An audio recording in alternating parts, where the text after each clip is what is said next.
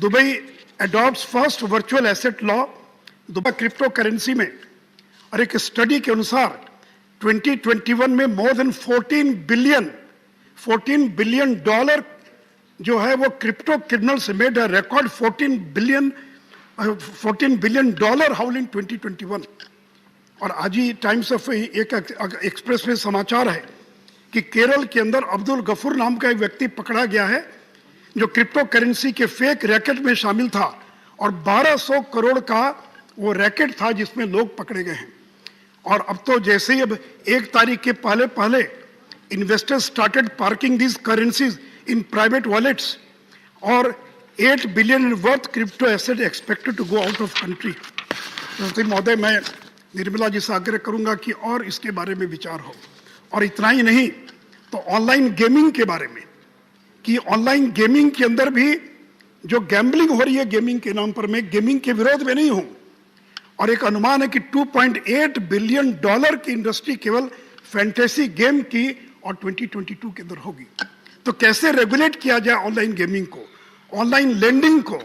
आज ही समाचार है कि करीब 40 से ज्यादा digital lending applications found to be run by Chinese nationals.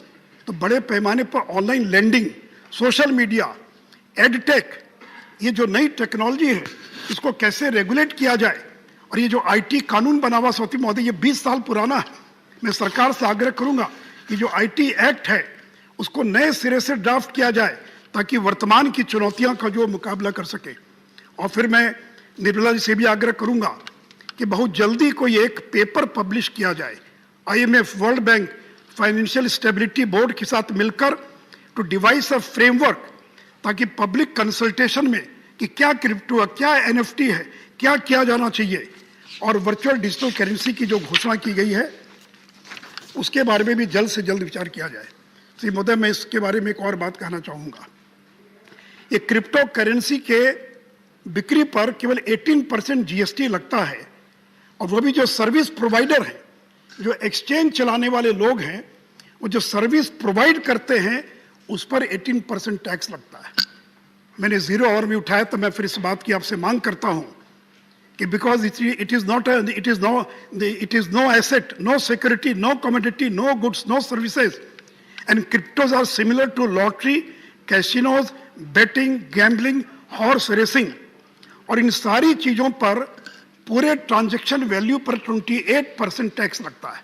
अगर आप लॉटरी में 100 रुपया लगाएं तो आपको 28 रुपया टैक्स देना पड़ेगा। अगर आप कैसीनो के अंदर बेट लगाएं 1000 रुपया तो 28% टैक्स देना पड़ेगा। और गोल्ड पर भी 3% GST है।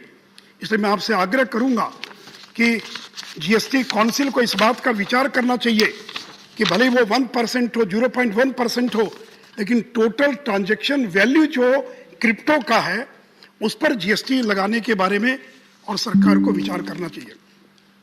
सभापति महोदय, बैंकों के बारे में इस सदन में काफी चर्चा होती रही है।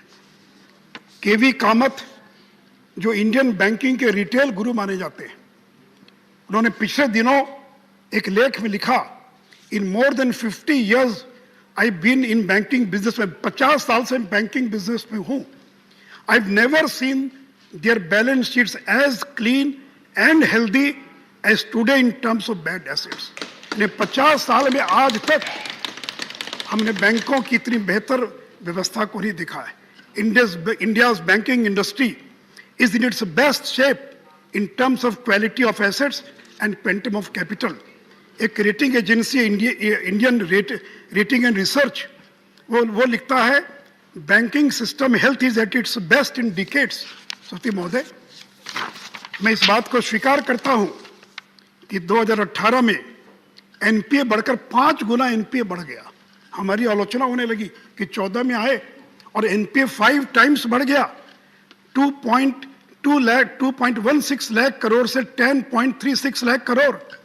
लेकिन मैं सदन को बताना चाहूंगा, ये अगर NPA बढ़ा तो इसलिए बढ़ा कि आपने एग्रेसिव लैंडिंग का काम किया अपने 10 साल के कार्यकाल के अंदर। टेलीफोन पर लोगों को बैंकों से पैसा दिया जाता था, पैरवी के आधार पर दिया जाता था। इसलिए 2008 में जहां 25 लाख करोड़ की बैंकों की लैंडिंग थी, वो 6 साल में बढ़कर 68 लाख करोड़ उसकी लैंडिंग हो गई। नरेंद्र मोदी जी की सरकार बनते ही हमने एसेट क्वालिटी रिव्यू की कमेटी बनाई, इसका रिव्यू किया और एनपीए को आइडेंटिफाई करना शुरू किया और हमने कानून को कड़ा किया। सरफेसी एक्ट में 3 महीने की जेल का प्रावधान किया। अगर कोई विलफुल डिफॉल्टर है तो वो कोई भी debarred from floating new ventures for 5 years, वो कंपनी में अगर डायरेक्टर है तो नया कोई तो वो कोई कैपिटल मार्केट में वो कोई नया इशू रेज नहीं कर सकती है। और सभापति, इन सारी चीजों का क्या परिणाम हुआ सभापति महोदय? 31 मार्च 2018 को जहां एनपीए 11.18% था, मैं सदन को बताना चाहूंगा कि 2021 में घटकर it has been reduce from 11.18% to 6.39%। यह नरेंद्र मोदी की सरकार कि आज बैंकों की हालत हमने इतनी बेहतर कर दिया सभापति महोदय। और सभापति महोदय, बैंकों को कैपिटल की आवश्यकता थी। बैंकों की हालत जब खराब होने लगी तो हमने बैंकों को कैपिटल देने का काम किया और सभापति महोदय कुल मिलाकर 3,26,000 crore 3,36,000 crore this government is provided to the banks as a capital infusion. 18 में जब हालत खराब थी एनपी कारण में 90,000 करोड़ इन्फ्यूज किया, 19 में 1,06,000 करोड़।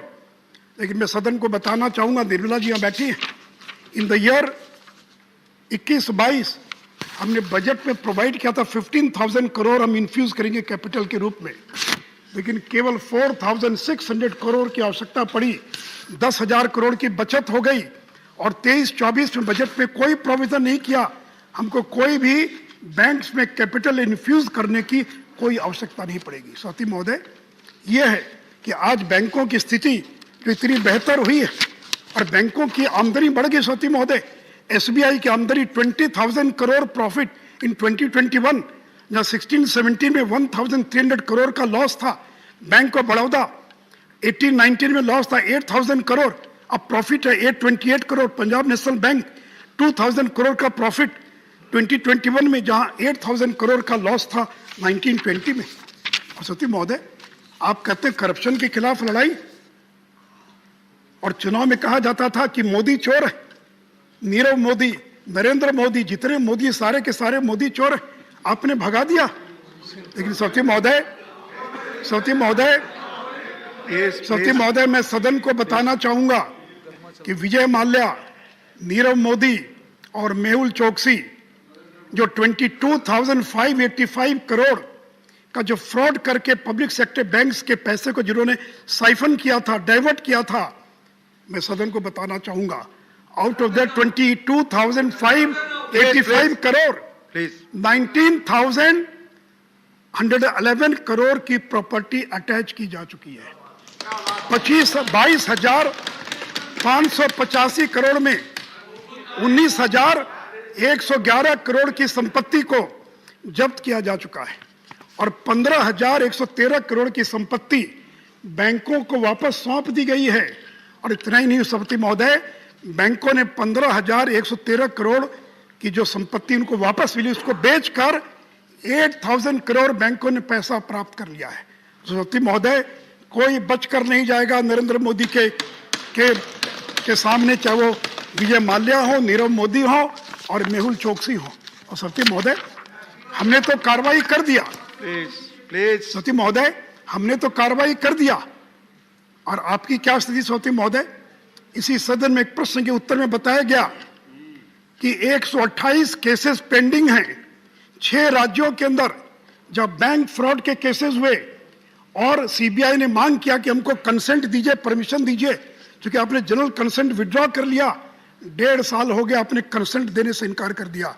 और सभापति महोदय, 21,000 करोड़ 128 केसेस ये पेंडिंग है 1.5 साल से। राज्य सरकार कंसेंट नहीं दे रही है। प्रफुल्ल पटेल साहब बैठे, बात कीजिए अपने मुख्यमंत्री जी से। सबसे ज्यादा 101 मामले जिसमें 20,312 करोड़ यह महाराष्ट्र में पेंडिंग है, पंजाब के अंदर 298 करोड़ और बंगाल में 6 केसेस पेंडिंग है, एक का भी कंसेंट नहीं दिया, 293 करोड़। सती महोदय, आप कहते हैं कि विजय माल्या पर अब कार्रवाई नहीं करनी, तो कार्रवाई कर दिया। अब आप जो और ये पब्लिक सेक्टर बैंक्स का फ्रॉड है, ये जो पीएसबी का कोई बात कहीं कोई चुकी, वो तो कंसेंट की जरूरत ही नहीं है। ये तो जिन राज्यों ने कंसेंट विड्रॉ कर लिया, जहां पर कि पूछने की आवश्यकता पड़ती है। सभापति महोदय, महाराष्ट्र के अंदर ये मनोज जायसवाल कौन है, ये अभिजीत जायसवाल कौन है, अभिषेक और मुन्ना राजीव जायसवाल कौन है, जिनका 1.5 साल से कॉर्पोरेट पावर लिमिटेड, जिनका 4,000 करोड़ का बैंक फ्रॉड आपने परमिशन नहीं दिया। यस बैंक के सीएमडी राणा कपूर, जिसका 1,500 करोड़ का कंसेंट 1.5 साल से पेंडिंग है, आपने क्यों नहीं दिया सभापति महोदय। और एबीजी शिपयार्ड की बात आई, आपने 14 महीने तक कंसेंट नहीं दिया, जबकि बैंक्स ने फाइल कर दिया था कंप्लेन। एफआईआर करने में 14 महीने इसलिए लगा कि महाराष्ट्र की सरकार ने 14 महीना लगा दिया, लेकिन उनको कंसेंट नहीं दिया। और जब जाकर कंसेंट दिया, तब जाकर सभापति महोदय,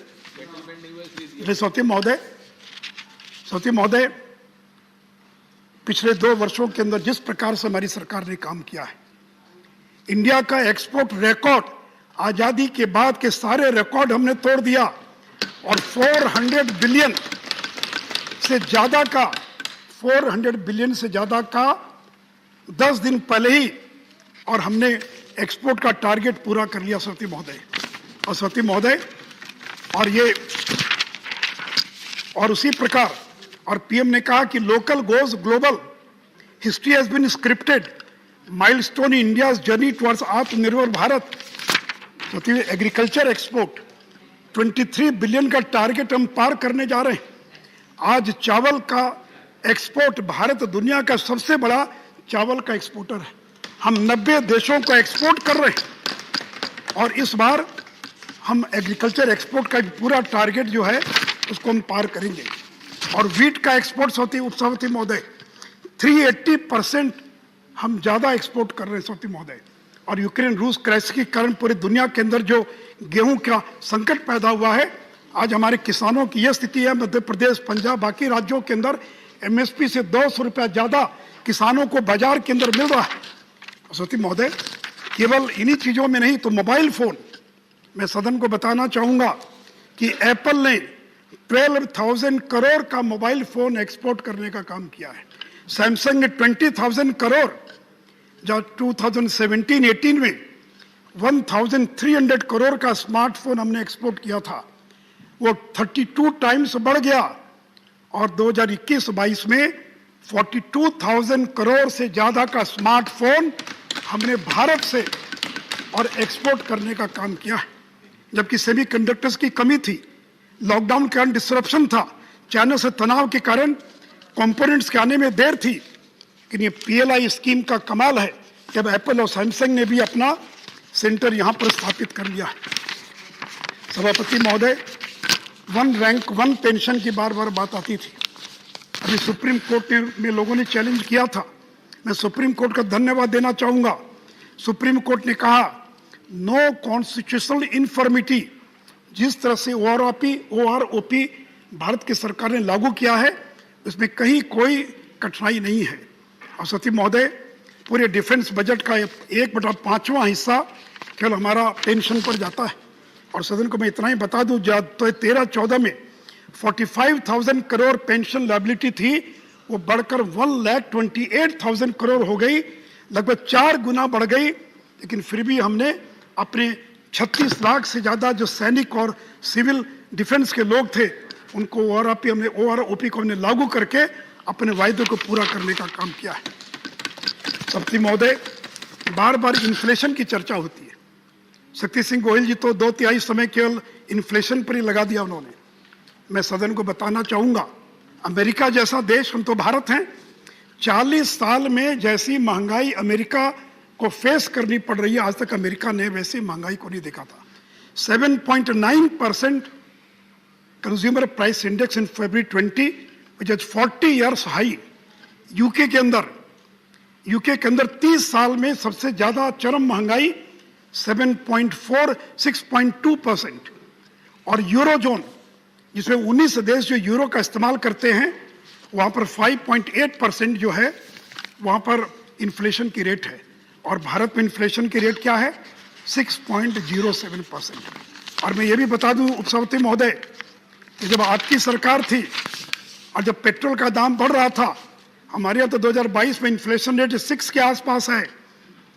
2008 में आपकी सरकार थी, इन्फ्लेशन रेट था 8.4%, 2009 में 10.9%, 2010 में 12% इन्फ्लेशन रेट था, 2012 में 9.3, 2013 में 11.1। तो जिनके राज में डबल डिजिट था इन्फ्लेशन रेट, और आज नरेंद्र मोदी की सरकार ने इन्फ्लेशन को, आरबीआई का जो बैंड है 6% ±2, उसके विदिन जब हमने उसको रोक कर रखा है, तो आप कहते हैं कि महंगाई दाम बढ़े हैं। सवती महोदय, कौन इनकार करेगा? यूक्रेन रूस अगर युद्ध नहीं होता तो आज पेट्रोल का दाम नहीं बढ़ता, आज महंगाई पर हमने नियंत्रण लगा दिया होता सवती महोदय। और सवती महोदय, जो ग्रोथ रेट का आंकड़ा है, यूक्रेन की लड़ाई, कोविड, चीन पर तनाव, सीमा पर भारत चीन सीमा पर तनाव, इन सारी परिस्थितियों में भी, और जो 2021-22 का जो ग्रोथ रेट का जो आंकड़ा, फिच जो दुनिया की सबसे बड़ी रेटिंग एजेंसी है 8.70, वर्ल्ड बैंक 8.30, IMF 9%, ये है कि 21-22 के अंदर भारत का ग्रोथ रेट दुनिया के अंदर सबसे ज्यादा ग्रोथ रेट वाले देशों में से एक होगा। ये हमारा आंकड़ा नहीं है, ये Fitch, world bank, Moody's, IMF और आरबीआई का आंकड़ा है। और सवती महोदय, इन सारी विपरीत परिस्थितियों में मैंने कहा, न जुलूस निकला, न प्रदर्शन हुआ, न लॉकडाउन का कहीं विरोध हुआ, और नरेंद्र मोदी की लोकप्रियता लगातार बढ़ती जा रही है। दूसरे देशों में वहां के प्रधानमंत्री की लोकप्रियता घट रही है। और एक मॉर्निंग कंसल्ट नाम का जो एक साइट है जो सर्वे करता सवती महोदय, उसने पाया कि नरेंद्र मोदी 77% की रेटिंग के साथ दुनिया में सबसे ज्यादा लोकप्रिय राजनेता है। और सवती महोदय, बिडेन की रेटिंग कितनी है? 41%, वो 7वें नंबर पर है, और मैक्सिको के प्राइम मिनिस्टर नंबर 2 पर हैं। सवती महोदय, मैं केवल ये बता रहा हूं सवती महोदय कि ये कोई सामान्य काम नहीं था कि जिस प्रकार से हमने कोविड का मुकाबला किया, जिस प्रकार से हमने विपरीत परिस्थितियों में काम किया है।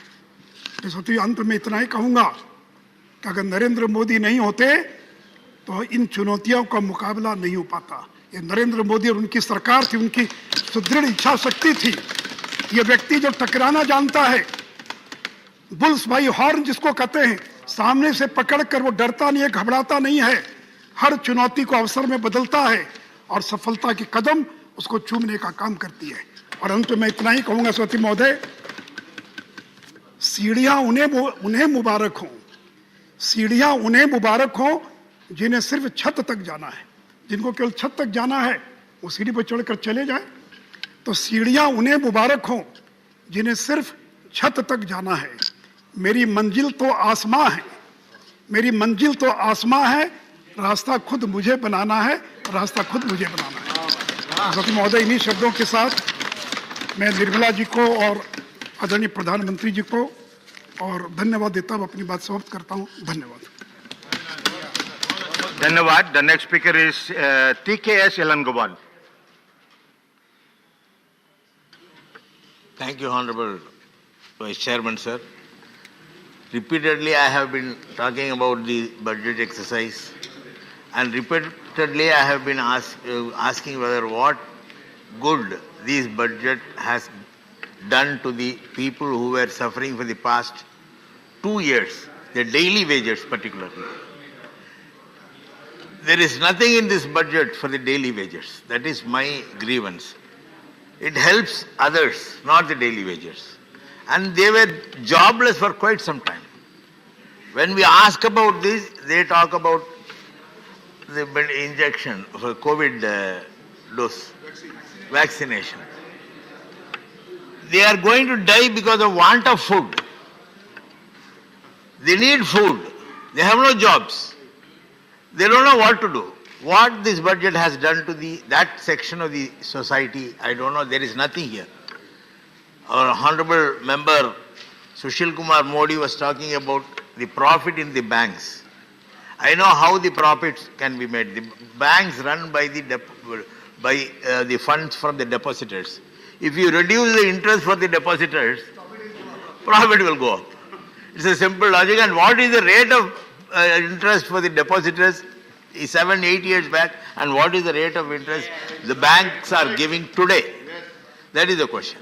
So increasing profit in a bank is a simple logic. And I don't know how much fund from other sources were transferred to the profit-making exercise of the individual banks. I think I have heard that the pension funds from the employees, they were all transferred to the profit, just to show that there is a profit. So a budget should address, the role of a government in a democratic government in the 20th century should be to protect its citizens, to provide socio-economic protection to its citizens. What this budget has done, they talk about rich people, they talk about getting money back from the borrowers. But what is the progressive idea, progressive concept this government has for the people who are suffering? When the diesel price, petrol price go up, it is not a simple thing. It will have a cascading effect on all materials, all food materials. The daily wager could not even afford to buy. He eats half of what he was eating earlier. That you don't know. His consumption has gone down. Even the NSSO had said that domestic consumption had gone down. NSSO is not me. It's not Congress party or DMK party. It is a government's organization. They had said that the domestic consumption had gone down. Why? Because people cannot afford to buy anything. See, for a small vendor from a village, if he wants to take his things for sale to the nearest town, he uses a moped, a small motorcycle. He has to pay more on petrol. He goes there, but he has to increase the cost of his the product which he is going to sell. But there is no buyer. So he has to come back. He will also suffer. See, look at the people who are suffering. Don't talk of banks, don't talk of other things. The duty of the government is to ensure that the people does not suffer. What is can you give me figures on the below poverty line families today? Why they are doing it? What is the role of the government in protecting them? Nothing. There is nothing in this budget. Except for some colorful figures, there is nothing in the budget. This budget has failed in providing any good thing for the common man, the poorest of the poor. You are increasing prices. You say that the prices, you talk about everything. Gross domestic product, GST and other things. But what you are providing to the poor, what I cannot see anything from this budget which will help the poorest of poor of this country. Defense, okay. I don't say that there is nothing good in this budget. But the role of a government, what is the role of the government? We elect the government. We elect the government. And with a population like India, which has more than 70% of poor, the duty of the government is to protect the poor, give economic security, give social security, let them live. You don't know, you can vaccinate people and save their lives, but you have to try to stop people from dying without food. What your government has done, there is nothing in this budget. Everything goes up, all prices go up. How can a person buy food grains, food materials for his use? One thing, sir, in 2019 this government had said, repeatedly I am telling you, there will be 150% of product cost for agriculture will be provided as MSP. Now the farmers who had withdrawn their agitation after these 3 bills were withdrawn, they are demanding, you tell me about MSP. You are not talking, the government is not talking. The government does not talk about the MSP because that is the promise made in the House. The 150% MSP as recommended by MS Swaminathan committee was made in the House. Prime Minister very proudly said, this Congress government did not act on MS Swaminathan committee report. We acted. What is the act?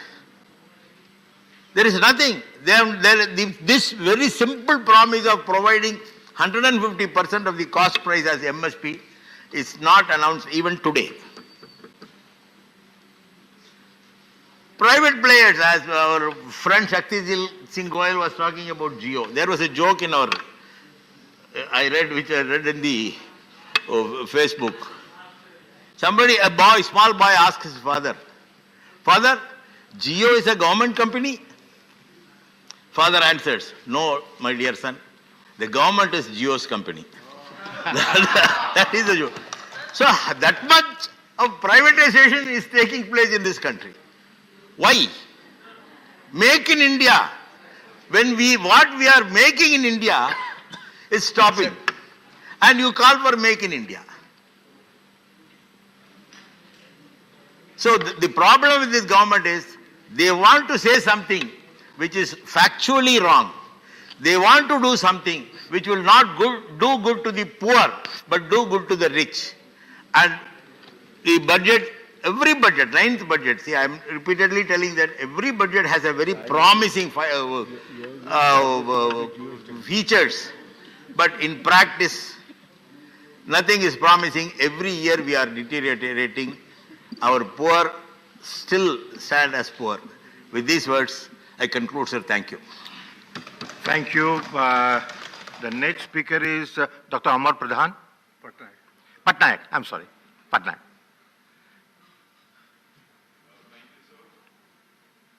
Sir, I rise to speak in favor and support of the Appropriation Bill 2022 and the Finance Bill 2022.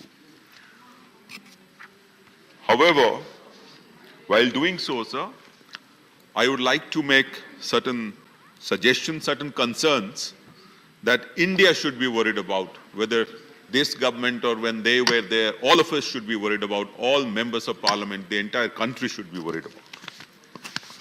So Article 38 of our Constitution, amongst many other things, it says that the state shall in particular strive to minimize the inequalities in income and endeavor to eliminate inequalities in status, facilities and opportunities, not only amongst individuals, but also amongst groups of people residing in different areas or engaged in different vocations.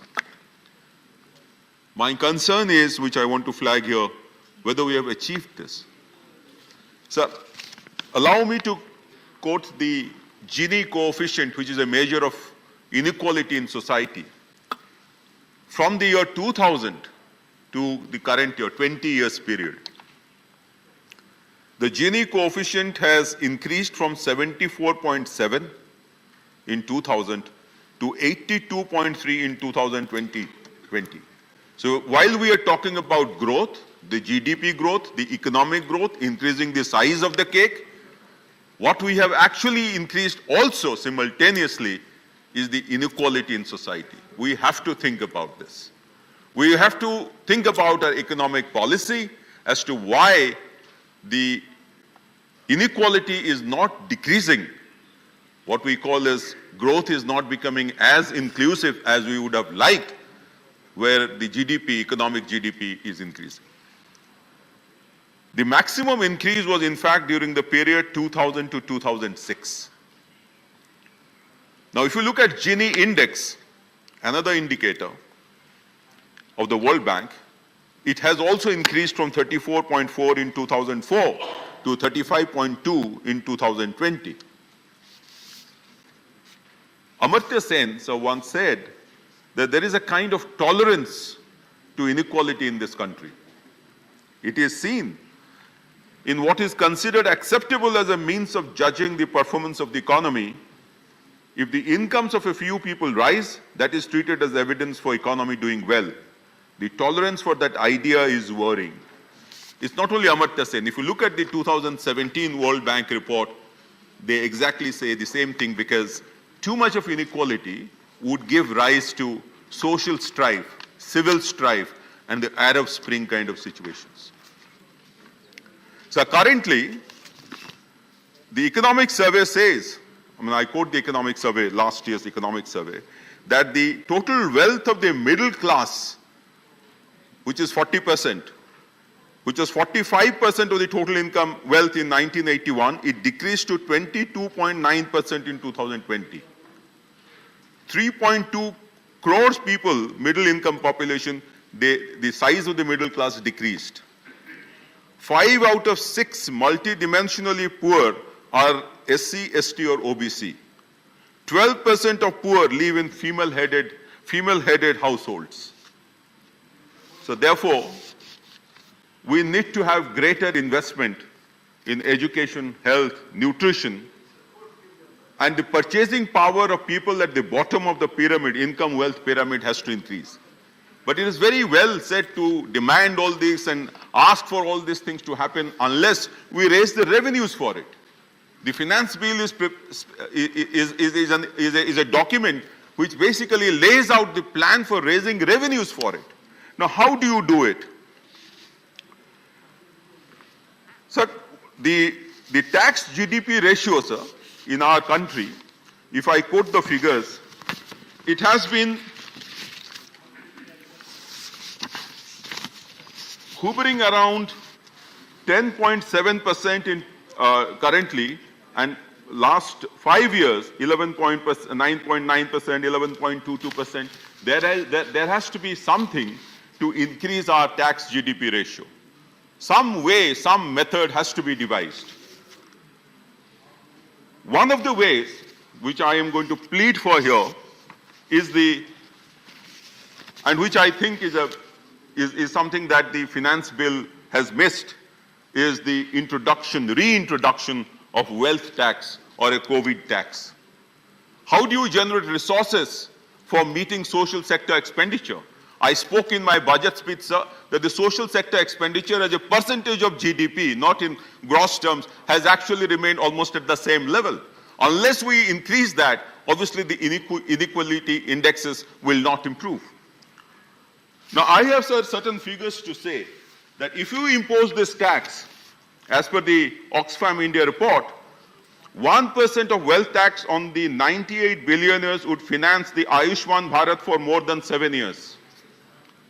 1% tax on wealth of 98 billionaires can take care of total expenditure for school education and literacy. 2% tax on individuals with an income of over rupees 10 crores could increase the ministry's budget by an astounding 121%. I would plead that we need to do something to get this revenue so that we can spend on social sector. This is on the appropriation account in macro terms. Now let me go to the finance bill, which has significantly good things in terms of capping the long-term capital gains tax at 15%, the SOCOS notice being made mandatory before you readjust the taxes after a reassessment. There are many good things. The dispute resolution panel. But I think the biggest concern, as Sushil Modi ji was also saying, about the digital assets. While the definition is not clear and the regulations are not there, therefore naturally it is understood that the taxation guidelines are not very clear. He had made suggestions to increase the taxes. I leave it to that, but before that, very importantly, one has to reach the definition. What constitutes a virtual digital asset in an age in which technology is literally generating new virtual private digital assets almost every year or every second. There is a confusion over there as to the set-off of loss on VDA with capital gains on transfer of VDA. Now, if it happens during the same year, whether the set-off should be happening or not, on the same kind of VDA. Now, that's something I think needs clarification. On the TDS, the problem is of traceability. If the buyer may not even be able to identify the seller at all, the buyer may not be able to identify the seller. In that case, how do you collect that particular tax? And also the cost of acquisition. So I think the virtual digital assets ecosystem has to be defined in a much bigger and much broader way. Honorable Finance Minister had already clarified. I think we have to act very fast in this now that the tax has been imposed already. I will talk about the unexplained cash credit. I think it's a very good thing. Only problem is whether the trade payables, bank borrowings, and credit card payments would be included or not, because currently it looks as if they would get included. The faceless assessment scheme, sir, which everyone is talking about, and I'm sure each one of us who has been paying income tax has faced some kind of technical glitch or not. I think that still requires attention from the government to solve that. But more importantly, no acknowledgement is even given of a successfully filed submission. I think that is very important. Many taxpayers have told me about it. Now I come to the cess and surcharge, sir. So the cess and surcharge has increased 5 times during the last 10 years, 5-fold. 0.9% of GDP it was. In 2011 and 12, it has gone to 1.7% of GDP. While the cess and surcharge has increased, what has happened, however, is that the gross tax revenue has decreased from 10.4% of GDP to 9.9% of GDP. The result is a pressure on the state's finances, because the devolution to the states has decreased to that extent. And currently, if you take everything together, the devolution to the states has actually decreased to a 30% level, 30% of the gross tax revenue. Now, the CAG had recommended, the Comptroller, Auditor General of India had recommended that the education cess and the health cess that is collected, there should be proper procedure for allocating it. I had spoken in my budget speech that it is actually currently being taken to actually fund the expenditure which was already meant to be there. It has not actually augmented it, because the cess is supposed to have augmented it in a specific or particular aspect of health or education. There is no cap on cess and surcharge. Honorable Chief Minister of Orissa, Naveen Patnaik, has repeatedly written to the centre that let cess and surcharge be made a part of the shareable pool then, unless you put a cap on it and you spend it for a specific purpose as it was intended to be. So last point, sir. So last point is the Orissa's demands. I'll speak in very brief. We are moving in technology. The budget emphasized heavily on technology, rightly so. But 25% of villages in Orissa are without internet connection. 25%, 6,999 villages out of 25,000 villages. And it requires 2,500 mobile stations, towers, to meet this. When will that happen? Even now, 1,623 crore of GST compensation is pending. Subsidy to be returned by the FCI for procurement of paddy, which is one of our most significant agricultural operations, post-harvest operations, is still pending to be given. And there is no clarity as to whether Government of India would lift 15 lakh metric ton of fortified parboiled rice. About 12 lakh beneficiaries are still waiting for that Prime Minister's Awas Yojana houses. When we are having a budget which will address common people, all sections of society, I really do not understand why these specific areas of concern given by the state of Orissa could not be met. Thank you so much, sir. Thank you, Mr. Patnaik. The next speaker is V. Vijay Reddy. Thank you, Deputy Chairman, sir. Vice Chairman, sir. Thank you. Sir, I raised to support the appropriation bill and also Finance Bill 2022, despite some anomalies, which I would like to bring it to the notice of the Honorable Finance Minister through you, sir. Sir, the first point is tax exemption limit. Sir, between 2014 and 2022, the cumulative inflation has increased by 48%, whereas the tax exemption limit has remained the same at 2,50,000 rupees since BJP government has come to power. Sir, I bring it to the notice of the Honorable Finance Minister that there has to be a parity between the taxation and inflation and maintain the minimum exemption limit. Sir, the parity between the taxation and inflation is needed because of the falling income raising inflation and stagnant tax relief, the common man cannot survive. This has to be realized by the Honorable Finance Minister. The second issue, declining the savings of taxpayers. Sir, Finance Minister Madam, 2018 and 19, the Employees Provident Fund interest rates since then have been falling, and 18-19 it is 8.65%, and as of today 21 and 22 it has come down to 8.1%. The current rate of 8.1% is lowest the interest rate which is being paid to the Provident Fund subscribers in the last 44 years. This will have a definitely negative impact on the savings of the 5 crore Indian population. Sir, the National Pension Scheme is the only pension scheme, saving scheme, where tax is levied on maturity, on payment of maturity, which is really deplorable, and I request the Honorable Finance Minister to look into it and exempt the payment that is received by the subscriber on maturity, sir. No tax reforms has been made to make NPS, National Pension Scheme, lucrative for the taxpayers by the NDA regime, sir. Sir, COVID treatment. The expenditure that is reimbursed for COVID treatment of the family head or the family members is deductible, and it is a welcome move by the government, sir. However, the point what we have to realize now is why this?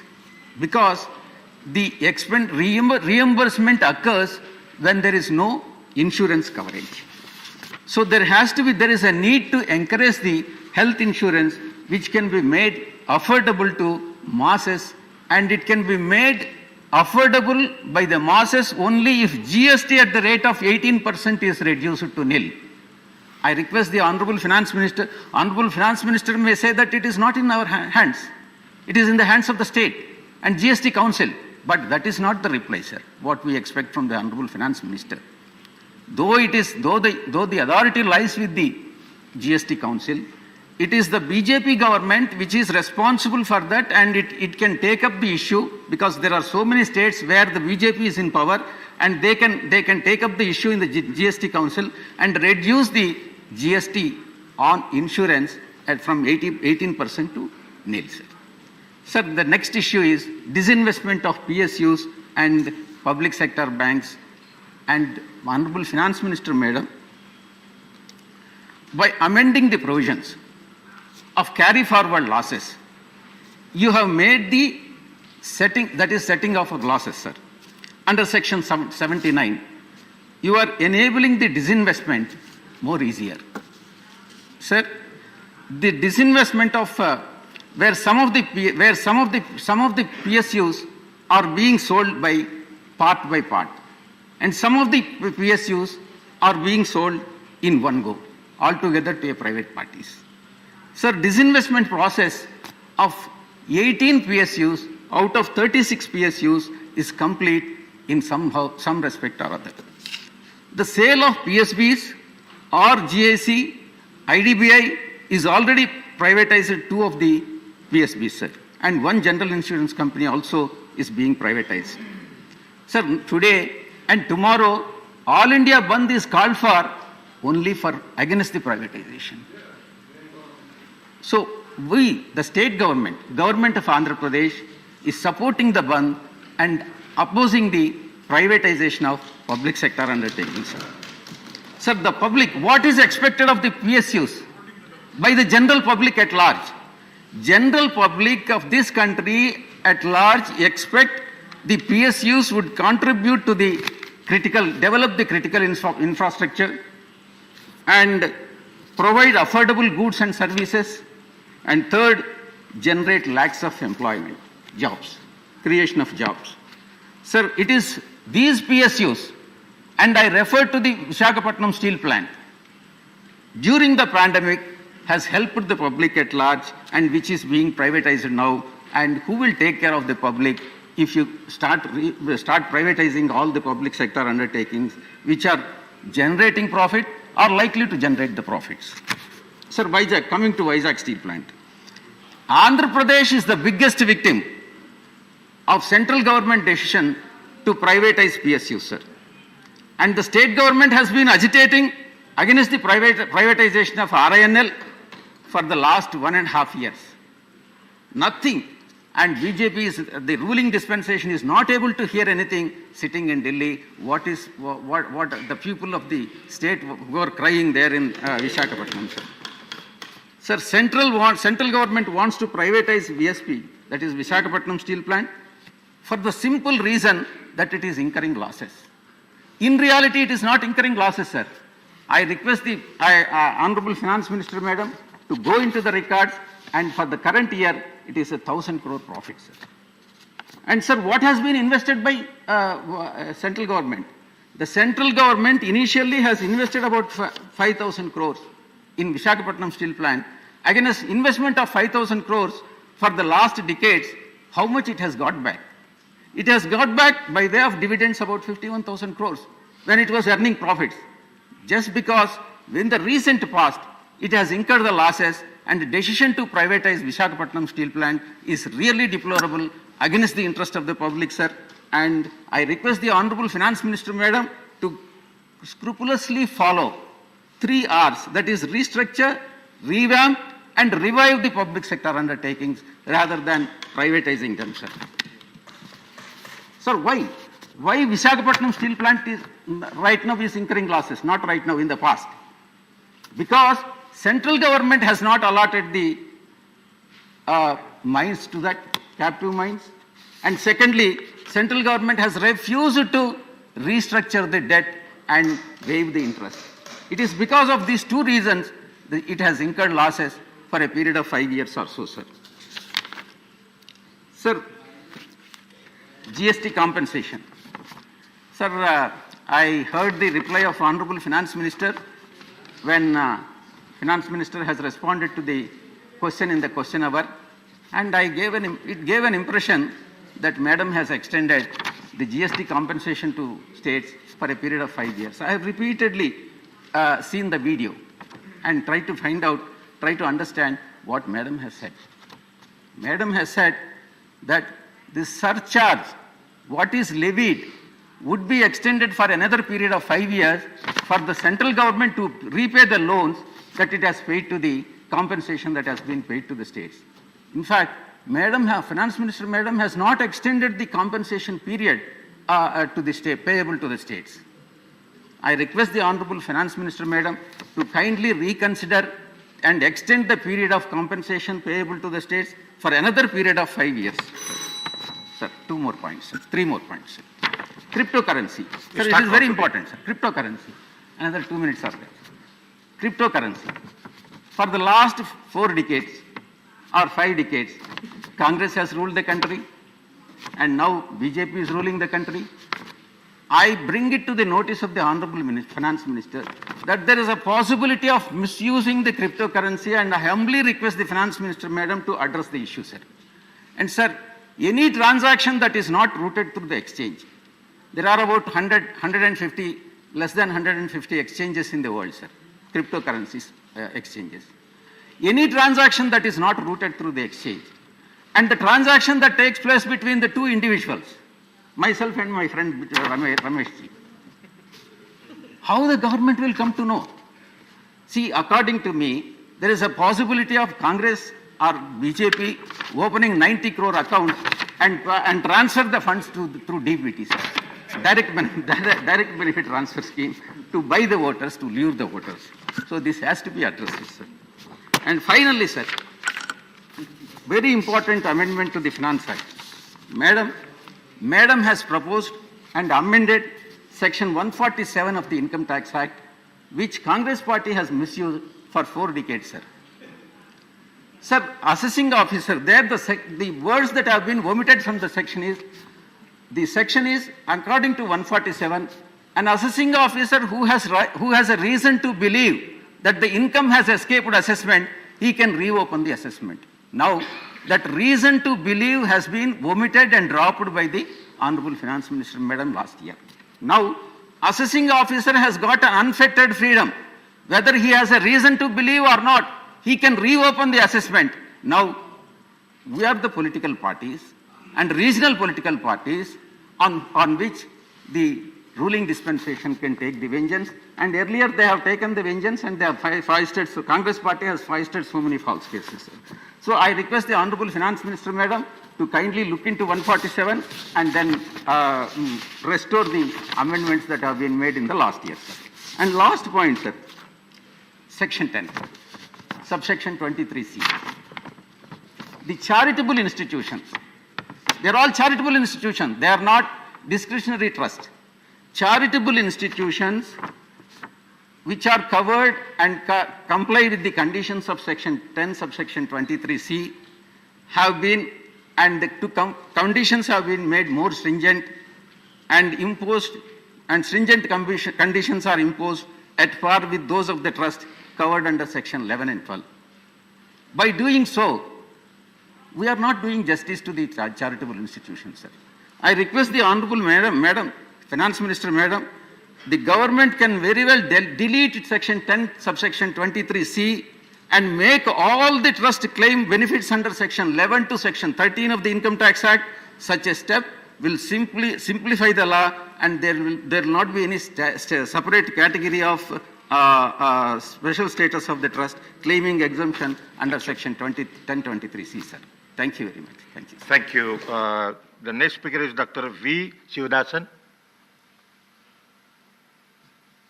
Respected Chair of the Honorable August House, here our Honorable Member Vijayasai Reddy referred the struggle of workers, and also he supported the struggle. Today, while we are sitting in the house, while our workers of the country is on the street, their demands is directly linked with the policy of the government. Sir, they are demanding for a better life for the people of our nation. They are demanding better education. They are demanding better food, better clothing for everybody in our nation. One of the great poets, Pablo Neruda, told us that he was asked, why you are not speaking on the beauty of the native country? Why you are not speaking on the big mountain of his native land? Why you are not speaking the sweet sound of the river? Then he answered in his poem that, come and see the blood in the street. Come and see the blood in the street. Sir, I think this is the very important point what Neruda told us. So here, I try to recite two lines. जब गुलिस्ता को लहू की जरूरत पड़ी, सबसे पहले हमारी ही गर्दन कड़ी, फिर भी कहते हैं हमसे ये अहले चमन, ये चमन है हमारा तुम्हारा नहीं. When the garden needed blood, you have cut our necks. Even though you are telling us the garden is yours, not ours. Sir, I am telling, sorry, this is not work in our nation. Our nation, our great nation, India is built by the sweat and blood of the workers in our country. India, the great nation, built by the sacrifice of the peasants. India, the great nation, built by the martyrdom of youths. So, this country, the workers will fight against the policies of the government. So, the fighting spirit of workers you will see in the street. Sir, the government the union government is trying to help the corporate houses, big corporate houses, and they are trying to help them to exploit the people in various ways. We are seeing these all things in different ways. The food, employment, health, and education, and other facilities are very important for the development of the society. But existing government is not ready to invest proper amount for the development of the society, for the development of the marginalized communities. They are not ready to help, try to eradicate malnutrition, poverty, these kind of illness. They are neglecting education and health facilities for the nation. The finance minister, respected minister, says there is a record GST collection, but the marginalized communities are not getting proper share for them.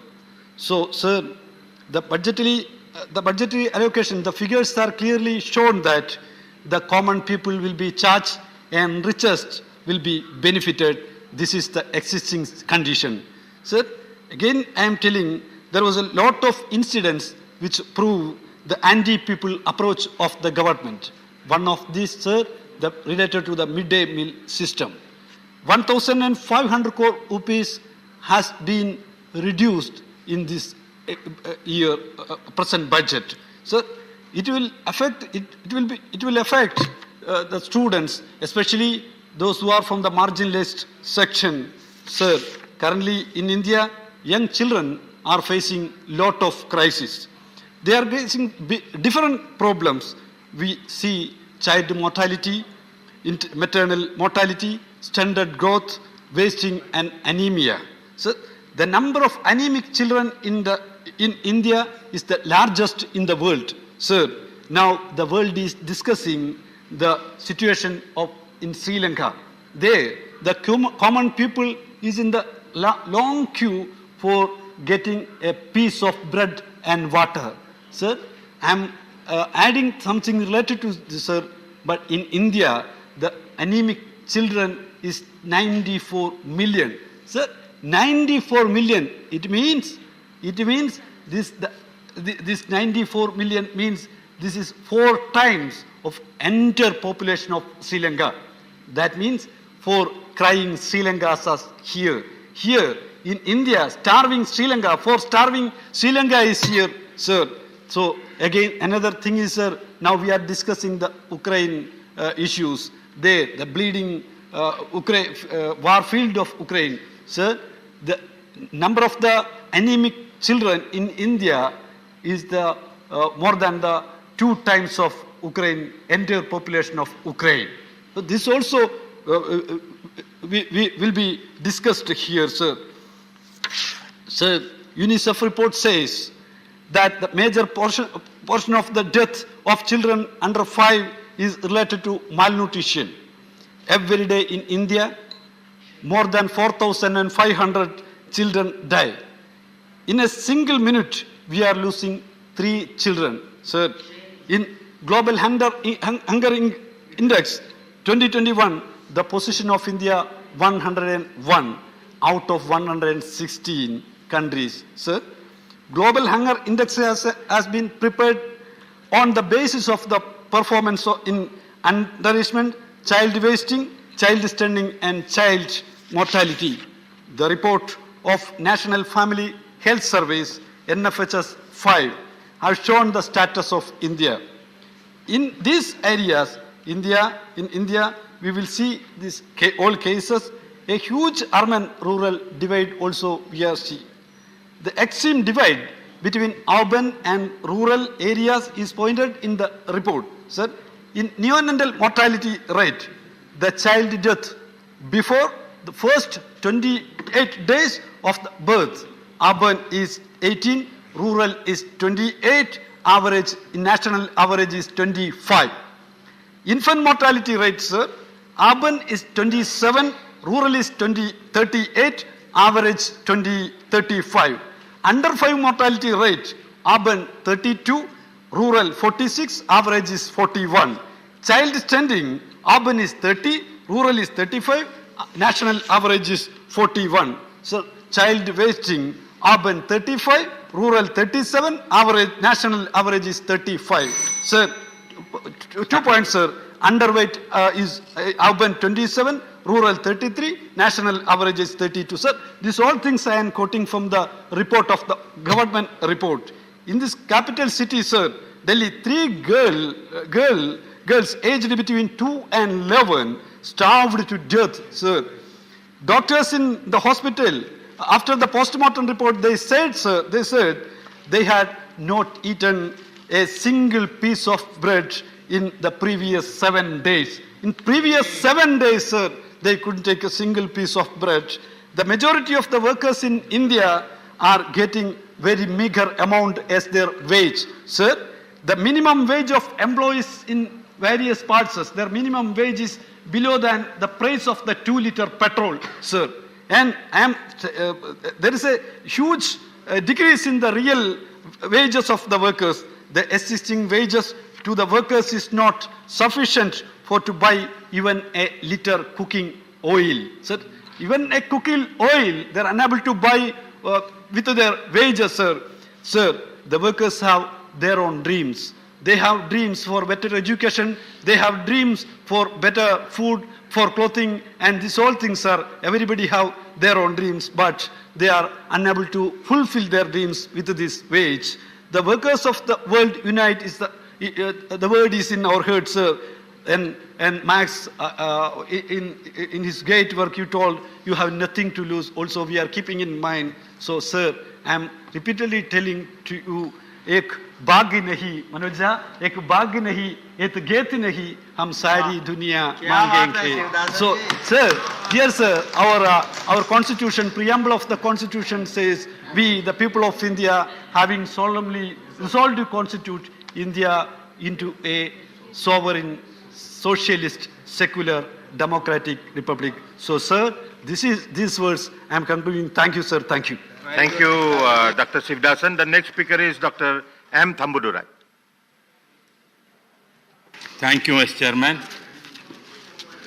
The 4th Union Budget presented by the Finance Minister, Srimati Nirmala Sitharaman, on 1st February 2022 was like a booster dose for the economy in the endemic, post-endemic era, wherein the government has chosen to lead the path by heavily increasing the capital expenditure to create a cycle of high growth, employment generation, spur in the consumption, which in turn is like to bring buoyancy in revenues rather than going for the fiscal squeeze, which is required to take India to the next level. Sir, I want to make one thing very clear. Some of our opposition members accused the Prime Minister has not taken keen on the poor and others. There is no development like that. I want to say, sir, the budget seeks to lay the foundation for achieving the vision of the Prime Minister of India, Narendra Modi ji. For example, if you take agriculture, agriculture is giving more importance during Modi's period. He allocated a lot of money, and also the agriculture workers, the rural area, is getting a lot of incentives, and they have given the money for them, putting in their accounts to give purchasing power and the employment opportunity. And also, you know very well, when we are facing this pandemic situation, how the Prime Minister acted to see that to boost get the more vaccinations for that, for encourage our Indian manufacturers to that, laboratories. He visited physically, taking the risk of his life. He visited most of the labs and to see whether it's going on or for the country. That way, he is such kind of a man. He has taken so much stress for the poor people and for development of this country, and also the vaccines which produced also exported to other countries also. That way he is concerned for other states, other countries also. That way he showed his human kindness. We have to appreciate that, sir. Regarding the last time also in the question number you have seen, in the employment, our Honorable Minister is, Labor and Employment Minister is there. I raised a question. At that time he answered. how these recent years, the employment ratio increased year by year. That showed that employment opportunity, how is our Prime Minister giving to the youth, is especially for education, health, and other sectors is showing. Especially, sir, if you take schemes-wise, if you take also drinking water scheme, yes, allotted a lot of for that. Then also for housing scheme, Prime Minister allotted a lot of fund for that. For roads, historical allocation given for the road development. And also education also same way. Defense, he is more concerned about the security of this country.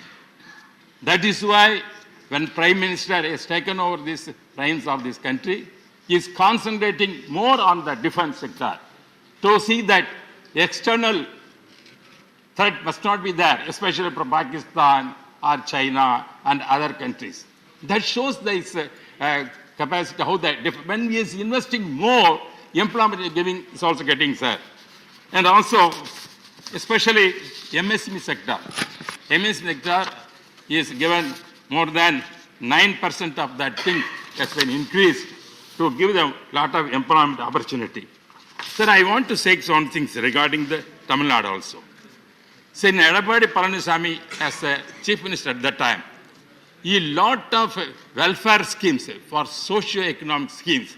He implemented that based on our Amma, Madam, who has done Jayalalitha ji at that time, same way he has done what MGR also did. But our Elango said this government is not caring about the poor people. Repeatedly go on arguing this government is not bothering about the poor people. There is no socio-economic development interest. Sir, I want to put one question to the honorable members. When they present the budget in Tamil Nadu, what's up the budget that Tamil Nadu is implement? They never included what the promises the main election phase was to. For example, you have 1,000 rupees looking every family members. Does that implement or not? No, I'm telling, because when you are, sir, and also, for example, 2,500 rupees, our Edapadi Palaniswamy is given the every household car holders in the pending situation. Not only pending, Pongal gift also is given. But that has been withdrawn. Sir, Mangal Sutra is a big, good scheme for poor people giving gold to the Tali Tangam. Madam Jayalalitha has brought. It is his time. But It's not your time, it's his time. Let him speak. Because when he said, sir, when he said that there is no, this government is not caring about the poor, whether that government is caring about the poor, I want to ask them. Tali Tangam, there is a good scheme for the educated people, poor people. Madam is into the scheme. That scheme implemented very well by Edapadi Palaniswamy. But now this government has stopped. Then how can they come and discuss and criticize this government when Modi is giving a lot of welfare programs? So many, Madam Sitaram from Tamil Nadu, she has coming giving a good budget when everybody is appreciating. Why has to go on telling there is socio-economic neglected? This same word that DMK has gone telling. Which they neglected this kind of programs. That is why what we are seeing that, sir. This is another thing, sir, regarding education. Sir, our country needs 5 sectors we have to concentrate. One is agriculture. Second is education. Third is health. Fourth is defense. And other industrial activities. I appreciate that, sir. But what I'm suggesting, sir, education side, health side, we require giving a lot of importance, which our government is coming forward. But I request Financial Minister, one problem is facing self-financing institution, trust, what our trust recently said, our Andhra friend has said just now, Reddy has said, Trust Act, when the Congress was in power, they brought an act making all 85% of the trust money be spent same here. They cannot save it. Otherwise, income tax won't accept. But now, sir, pandemic situation has come. Most 2/3 of the institutions in India run by the trusts. When trust is not having money, they are not saving. How they give the salary to the people? Therefore, that class is affecting. That is trust. Therefore, if a government somebody says, don't pay the tax, the country means, can the government able to run the government? Therefore, same way, if your trust cannot have the money, the parents, how they give salary to the workers or teachers, or so many institutions are suffering that. Therefore, I am requesting the Honorable Finance Minister look into this. How the Trust Act is not a correct one. It's going to affect the so many employed people, many teachers and other workers in the country. They're suffering a lot because of that. Government is not in a position to finance for the institutions. Bank is not going to give a loan that. How they going to run that? Therefore, that's the lacuna which created by the Congress government that has to be rectified this present government, seeing this situation, sir. This I am requesting. Same way, income tax.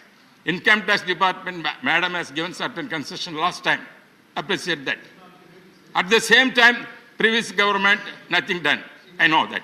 But now, once again requesting Honorable Finance Minister to see sympathetic with the salary class people.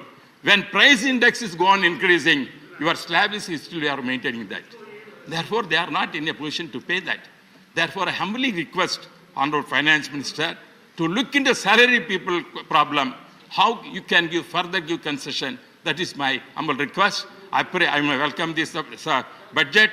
It's a fine budget. It's a sympathetic, socio-economic based on that.